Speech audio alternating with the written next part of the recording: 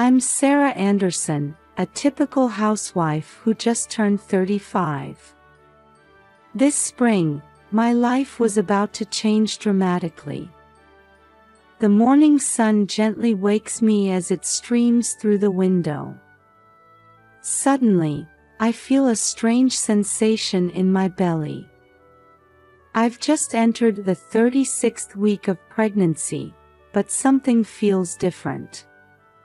As I lie there, I place my hand on my stomach and feel a sharp pain I've never experienced before.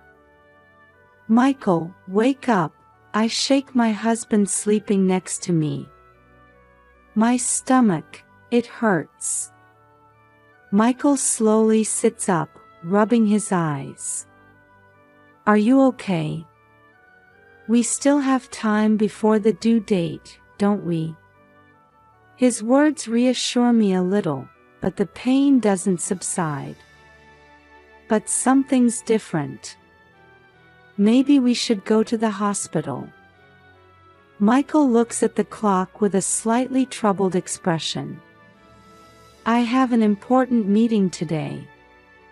Can we wait a bit longer and see how it goes?" I hesitate but decide to follow his suggestion. "All right. But I'll call you if the pain gets worse." Michael hurriedly gets ready and leaves with a kiss on my cheek. Left alone at home, I spend time battling pain and anxiety. Past noon, the pain becomes unbearable. I try calling Michael, but he doesn't answer as he's in a meeting. With no other choice, I call a taxi and head to the nearest hospital alone. At the hospital, I'm immediately guided to the obstetrics examination room. Dr. Brown examines me and looks surprised. "Mrs. Anderson, the baby is about to be born. Let's move you to the delivery room right away." I tremble with shock and fear. But it's too early. And my husband isn't here. Dr. Brown gently takes my hand. "It's going to be all right. We'll support you fully. We'll contact your husband too." As I move to the delivery room, nurses busily start preparations. Amidst the pain and anxiety clouding my mind, I desperately try to remember the breathing techniques. "That's it, deep breaths. You're doing great," a nurse's voice brings me back to reality. Fighting through contractions, I desperately try to push the baby out. Sweat blurs my vision. I lose all sense of time, with only pain dominating my world. Then suddenly, a baby's cry fills the room. "Congratulations, it's a girl." I hear Dr. Brown's voice. Tears of relief and joy overflow. A nurse wipes the baby clean and places her on my chest. As I hold this small, warm life, all the pain seems to vanish like a lie. "Hello, my angel," I whisper to the baby. The nurse lifts the baby to weigh her. 2,800 grams. That's a good weight for a premature baby. I smile and hold the baby's tiny hand. That's when I notice a small birthmark on the sole of her right foot. "Oh, this birthmark." The nurse takes a look. "Ah, that birthmark. Don't worry. It's likely congenital. It'll be a unique feature of your child." I nod, relieved. Then I notice another small mole on her right shoulder. There's a mole on her right shoulder too. Yes, I see. But this is also nothing to worry about. It's rather cute, actually. The nurse smiles kindly.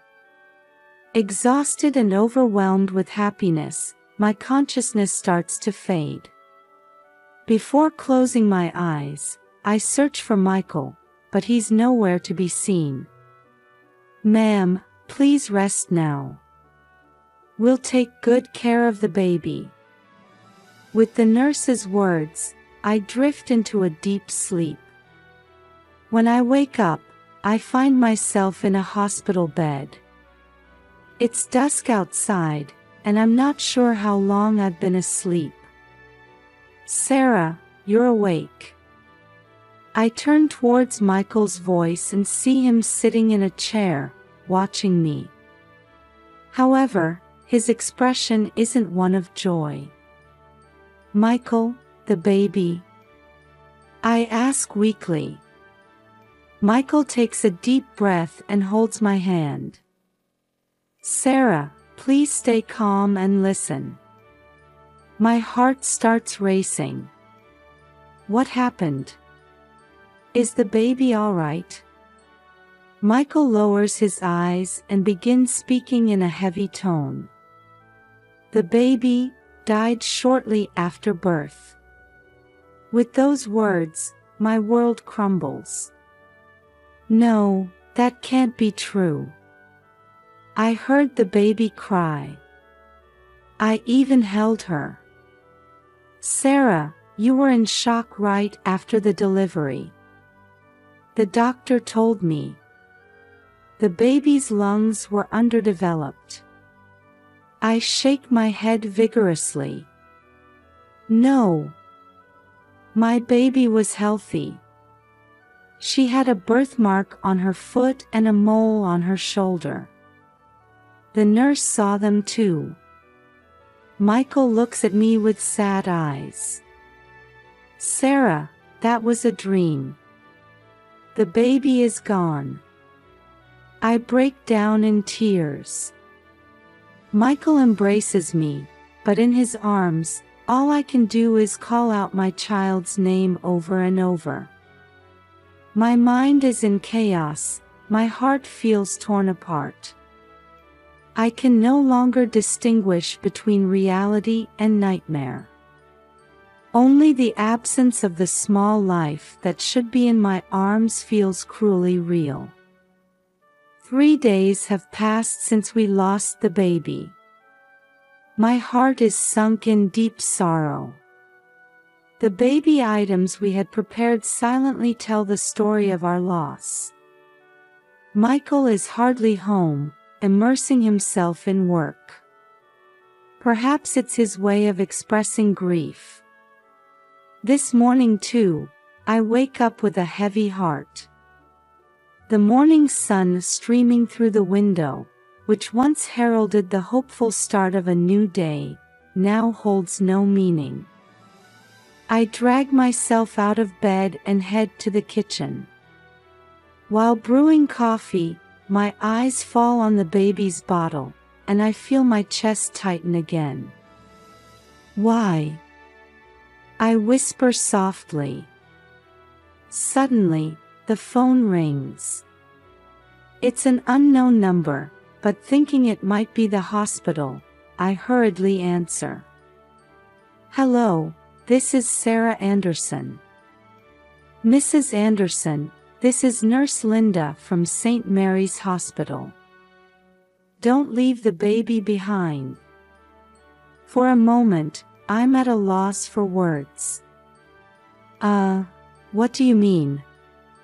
Today's your discharge day, right? Don't leave the baby behind. I'll report to the police if you do."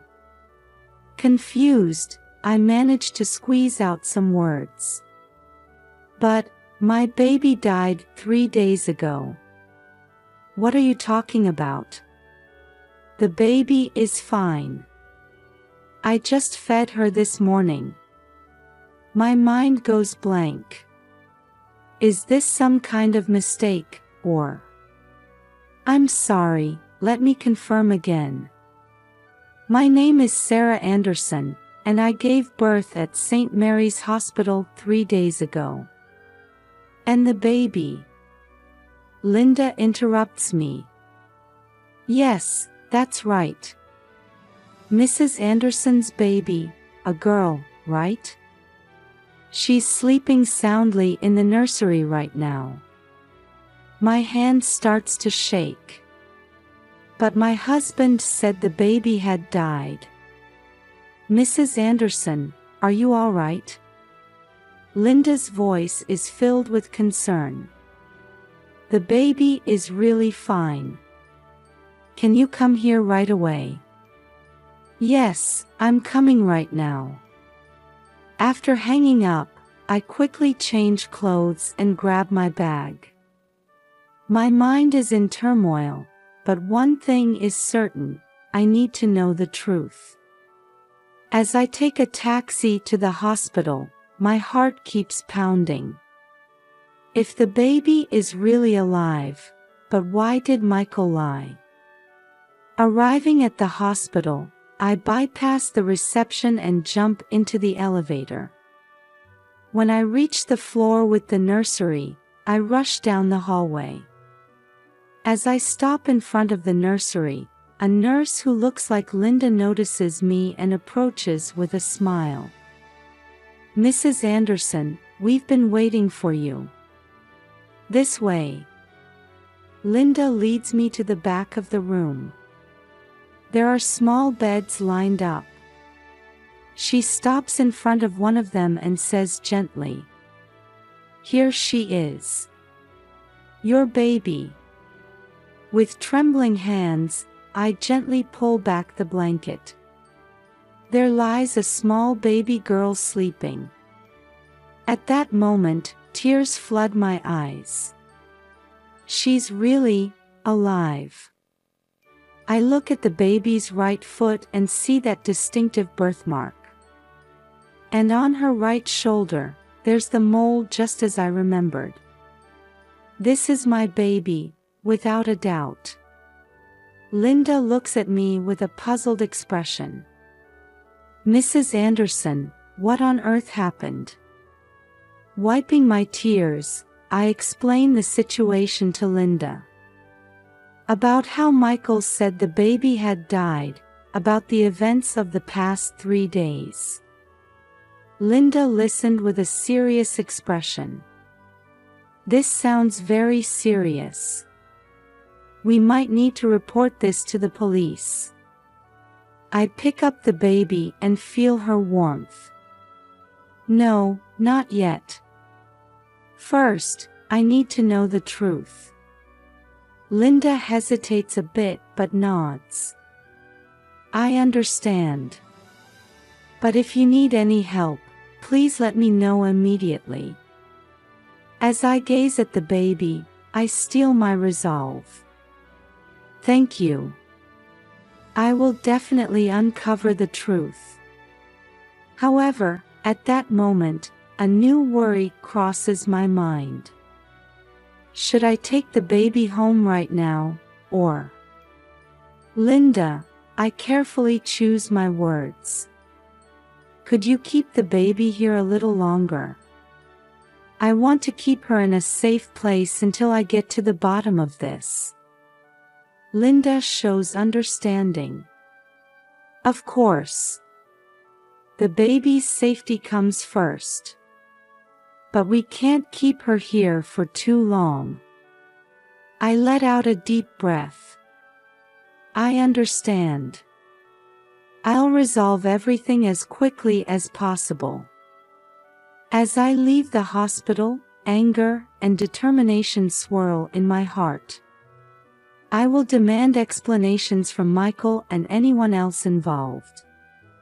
And I will protect my baby at all costs. As I get into a taxi, I take a deep breath. I can't even imagine how difficult the journey to uncover the truth will be. But for this small life, I'm prepared to fight to the end. Upon returning home from the hospital, Michael rushed into the living room looking flustered. "Sarah, where have you been?" I was worried. I answered, trying to appear calm. Just went out for a bit. A momentary confusion crossed Michael's face. I see, where to? To the hospital, I said, watching his reaction closely. Michael's face turned pale. Why? Are you feeling unwell? Yes, a little, I answered vaguely. But I'm fine. From that night on, I began to carefully observe Michael's behavior. He had clearly changed. He was restless and constantly checking his mobile phone.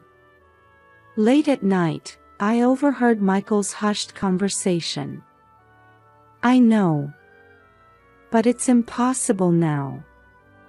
Sarah might be suspicious. Anger welled up in my chest. Who is he talking to? What is he hiding? The next day, I called Emily, my colleague and close friend. Emily, I need to talk. Can we meet? We met at a cafe and sat at a quiet corner table. I confided everything to her. About the baby, Michael's lies, and his suspicious behavior. Emily listened with a serious expression. Sarah, this is serious. Is there anything I can do? Yes, I hesitated a bit but continued. Could you investigate Michael's actions? There's only so much I can do. Emily nodded without hesitation. Leave it to me. I'll do everything I can. From that day on, Emily began to secretly investigate Michael's actions. I decided to maintain a calm facade until I uncovered the truth. A week after Emily's investigation began, I received an urgent call from her. Sarah, I have important information. Can we meet right away? We met at the same cafe as before. Emily's expression was dark, suggesting something serious. Sarah, brace yourself, Emily took a deep breath before continuing. Michael, he's having an affair. My heart nearly stopped. What? With a woman named Jessica. She seems to be Michael's colleague. But that's not all. Emily took out her phone and showed me a photo. It showed Michael talking intimately with a woman. Is this Jessica? I asked with a trembling voice. Emily nodded. Yes. But there's something even more shocking. She showed me another photo. There was a familiar figure in it. Is that Michael's mother? Yes. It seems Michael's mother is involved in this too. My mind started to spin. Michael, Jessica, and my mother-in-law, what on earth is going on? That night, on my way home, I accidentally overheard Michael's phone conversation. Mom, I know. But it's not good right now. Sarah might have noticed something. Jessica is getting impatient too. But I need a little more time. All the pieces started to fall into place in my mind. Michael, Jessica, and my mother-in-law, they're conspiring together. And at the center of it all is my baby. The next day, I met with Emily again and shared the new information. Combining her investigation with the conversation I overheard, a terrifying truth emerged. Michael and Jessica were having an affair, and Jessica wanted a child. However, for some reason, she couldn't have one herself. So they plan to take my baby and raise it as Jessica's child. My mother-in-law knew about the plan and was cooperating. She had never liked me much. She probably wanted a more suitable woman for her son, namely, Jessica. But why did they return the baby to the hospital? I asked, confused. Emily said thoughtfully, perhaps out of guilt, or fear of being discovered. But it seems they haven't given up yet. I sighed deeply.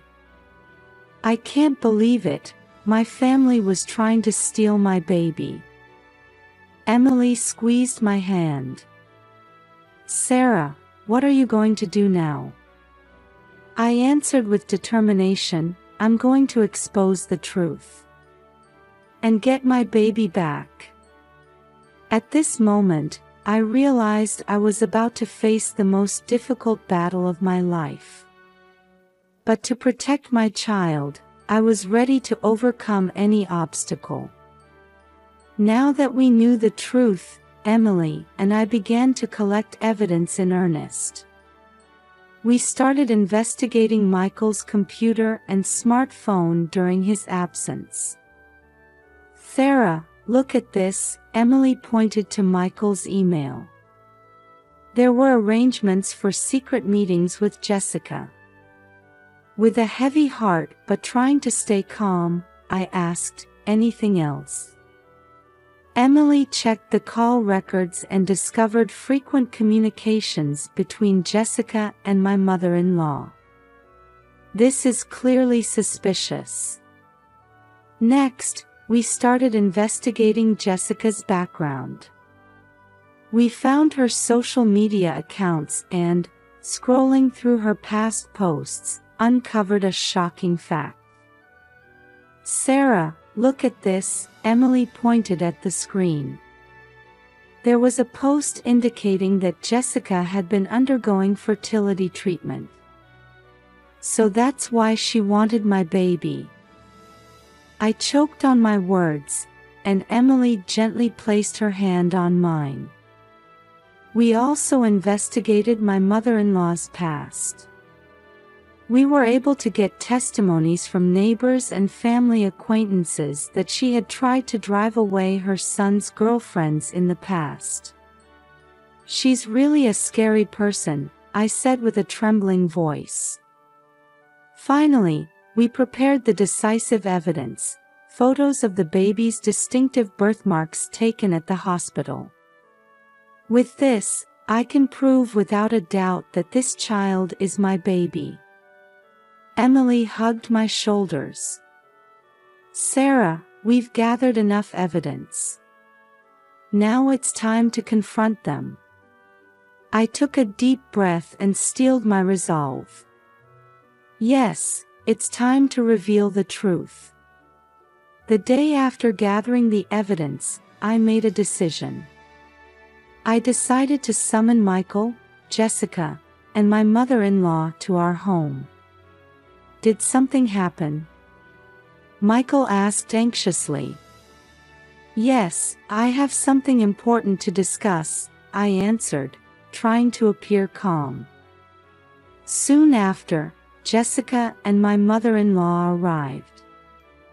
The three of them gathered in the living room, their expressions clearly showing agitation.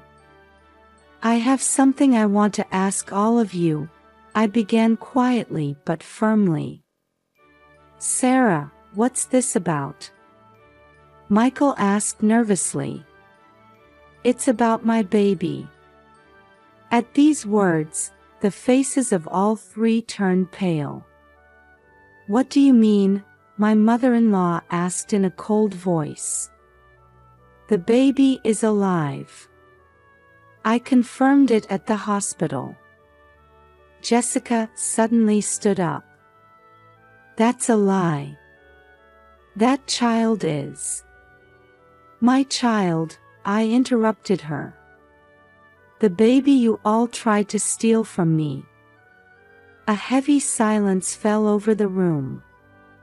Sarah, Calm down, Michael tried to placate me. You're confused. The ones who are confused are you, I replied calmly. I know everything. Your plan. My mother-in-law opened her mouth. What are you talking about? We didn't. That's enough, I cut her off and took out the evidence I had prepared. Look at this. The email exchanges between Michael and Jessica, the call records, Jessica's fertility treatment records, and the photos of the baby's birthmarks. As I presented the evidence one after another, the three of them were at a loss for words. Why? I asked, holding back tears. Why did you do this? Michael collapsed into a chair. Sarah, Shut up. Jessica shouted. You promised, didn't you? That you'd give me a child. Son, explain yourself, my mother-in-law said in a stern voice. Michael covered his face with his hands. I'm sorry, Sarah. I'm truly sorry. Jessica wanted a child. I love her, but at the very end, my conscience hurt. So that's why you returned the baby to the hospital? I asked coldly. Michael nodded slightly. Jessica was trembling with anger. What about our promise? What about my life? My mother-in-law was trying to regain her composure. Sarah, this is all a misunderstanding. That's enough, I interrupted her. No more lies. A heavy silence fell over the room. Michael was crying. Jessica was shaking with anger, and my mother-in-law was staring at me with cold eyes. What are you going to do now? Michael asked in a small voice. I took a deep breath and answered, I'm filing for divorce.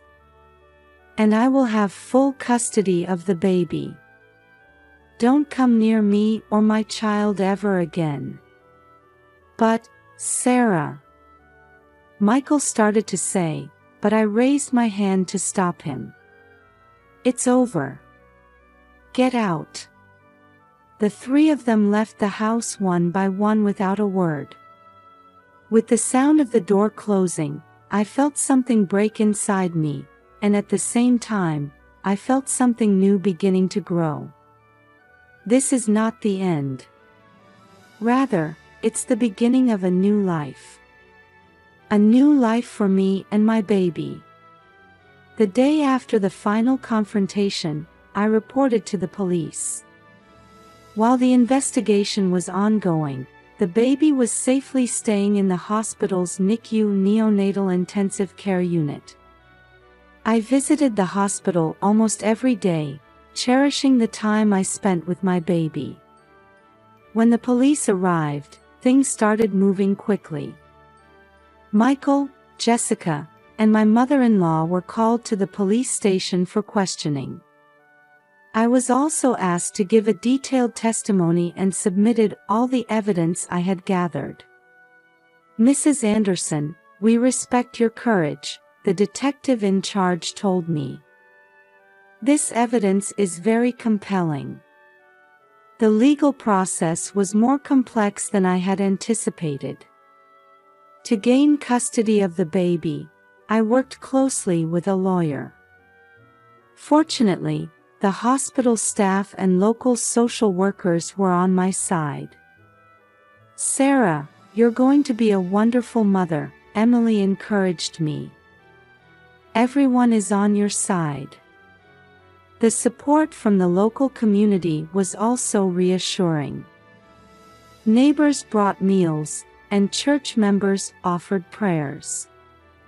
The pastor stood by me, providing spiritual support. God is watching over you and your baby. The pastor's words gave me courage. I also proceeded with the divorce simultaneously.